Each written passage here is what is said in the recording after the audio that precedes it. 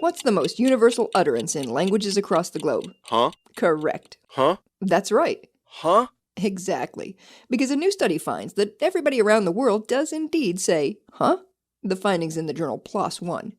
The researchers were exploring linguistic tools people use to assure fluid communication.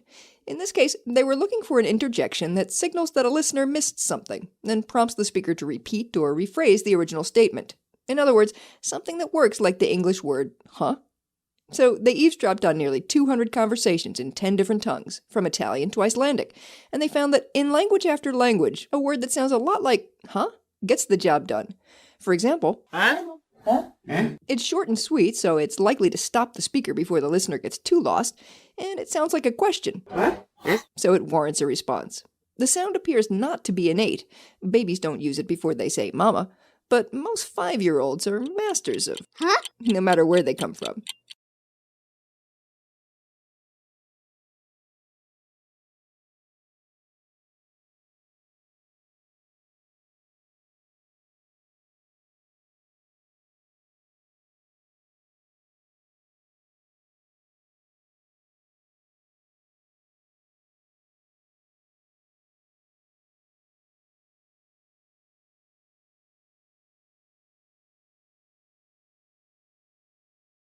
Computer, status report. After its ongoing Mars missions, NASA will concentrate less on the red planet and more on the solar system's other planets and moons, including our own.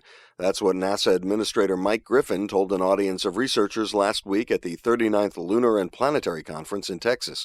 The Mars Science Laboratory lands in 2010. Griffin said that NASA is now planning in earnest for an outer planet's flagship mission to Europa, Titan, or Ganymede. Europa and Ganymede are moons of Jupiter. Titan is a moon of Saturn. The reorientation of NASA's planetary exploration programs is in response to a recent National Research Council report card. The NRC gave NASA an A for its Mars work, but only a C for its overall research and analysis program, and a dismal D for outer planets efforts. Griffin also noted that NASA is now planning 7 different small and medium-class missions to the Moon by 2014, and the Messenger spacecraft goes into orbit around Mercury in 2011.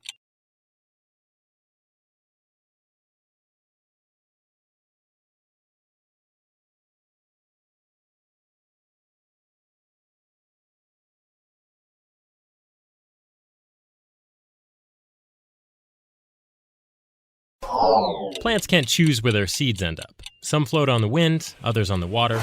Many seeds hitch a ride on or inside animals. And the farther a seed gets from its parent, and any predators or disease the parent might have, the better its chance of survival. Or so the theory goes.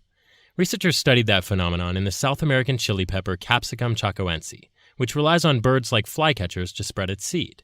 To get realistic samples, researchers plucked chili seeds from the droppings of captive flycatchers. Then they scattered them near and far from wild chili bushes in Bolivia. Contrary to the prevailing theory, distant seeds fared no better than seeds directly beneath chili plants. But it turns out the trip through the birds gave seeds a different competitive edge.